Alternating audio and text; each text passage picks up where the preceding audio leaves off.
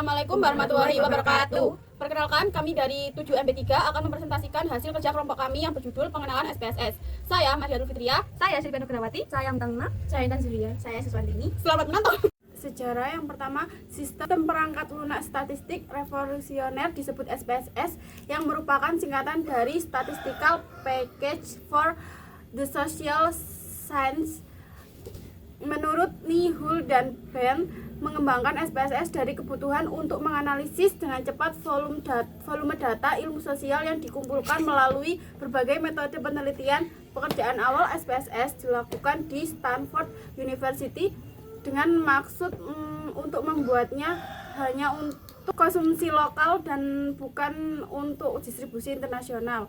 Ini seorang ilmuwan sosial dan kandidat doktor di Stanford memiliki audiens target yang menetapkan pernyataan sistem. Ben kandidat dokter Universitas Stanford dalam bidang penelitian operasi, memiliki keahlian analisis dan merancang struktur file sistem SPSS. Sementara itu, Hull yang baru lulus dari Stanford dengan gelar Magister Administrasi Bisnis bertugas sebagai programmer. Yang kedua ada pengertian SPSS.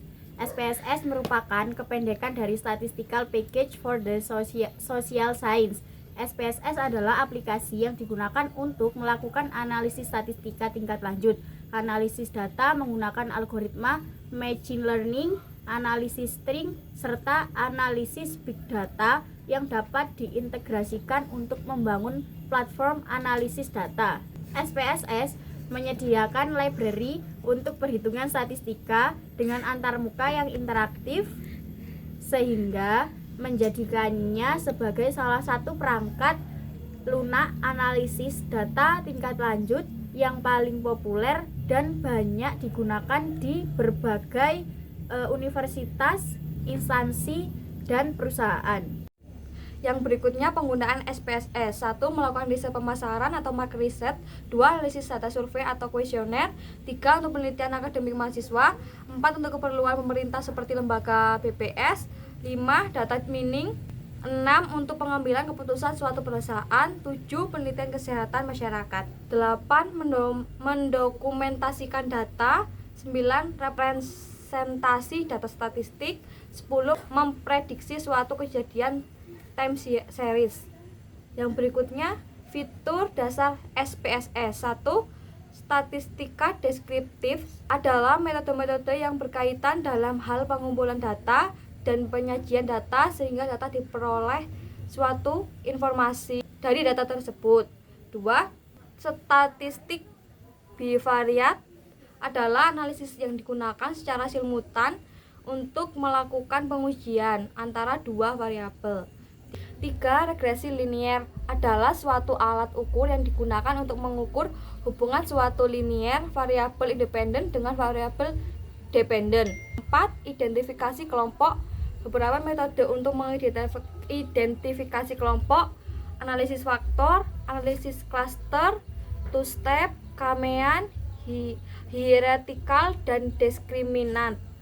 Yang kelima, analisis spasial adalah metode yang digunakan dalam pengelolaan data, geografi informasi sistem atau GIS.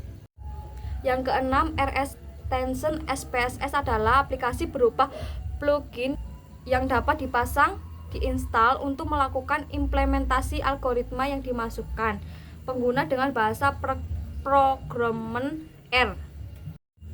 Kemudian cara install SPSS di Windows dengan aktivasi. Yang pertama, memilih versi SPSS sesuai spesifikasi komputer. Yang kedua, menyiapkan file instalasi SPSS. Terdapat 3 hal yang perlu disiapkan dan dipastikan berjalan dengan baik, yaitu file setup X yang merupakan mentahan software SPSS. Yang kedua, file eserve yang merupakan file aktivasi offline SPSS. Yang ketiga, serial number yang sesuai dengan versi SPSS dan file aktivasi eserve.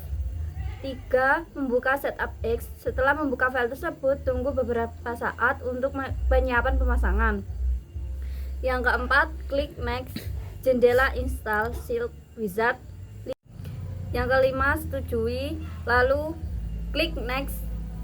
Yang keenam, opsional pemasangan, lalu pilih yes, lalu klik next. Yang ketujuh, opsional, setujui Python License Agreement. Untuk melanjutkan, lalu klik next pada lisensi Python pertama dan kedua. Yang kedelapan, pilih direktori penyimpanan software SPSS. Kemudian yang 9, melakukan proses instalasi SPSS. Yang ke-10, instalasi finish. Pembahasan selanjutnya, cara aktivasi software. Langkah-langkah untuk mengoperasikan SPSS atau mengaktifkannya adalah sebagai berikut. Yang pertama, klik start. 2, klik program. 3, klik SPSS for Windows. 4, klik SPSS 2.0 for Windows. Menu tersedia di SPSS ada beberapa. Yang pertama yaitu file. Ada 5 macam data yang digunakan dalam SPSS, yaitu yang pertama data, yaitu dokumen SPSS berupa data. B, syntax, dokumen berisi file syntax SPSS.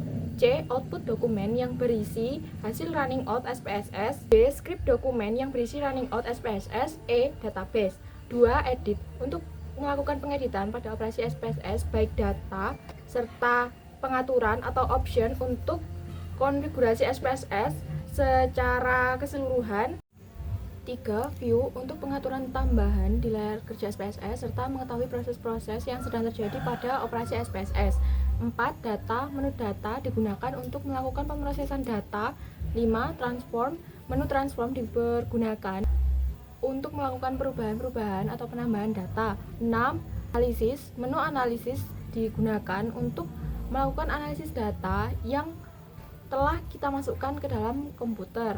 7, graph, menu graph digunakan untuk membuat grafik, diantaranya ialah bar, line, pie, dan lain-lain. Yang ke-8, utilitas, menu utilitas dipergunakan untuk mengetahui informasi variabel, informasi file, dan lain-lain. 9, add-ons, menu add-ons digunakan untuk memberikan perintah kepada SPSS jika ingin menggunakan aplikasi tambahan, misalnya menggunakan aplikasi Amos, SPSS, data entry, text analysis, dan sebagainya. 10, Windows digunakan untuk melakukan perpindahan switch dari satu file ke file lainnya. 11, help, menu help digunakan untuk membantu pengguna dalam memahami perintah-perintah SPSS jika menemui kesulitan. Sekian dari kelompok kami. Apabila ada salah kata, kami mohon maaf. Wabillahi taufiq wal hidayah. Wassalamualaikum warahmatullahi wabarakatuh. Dadah.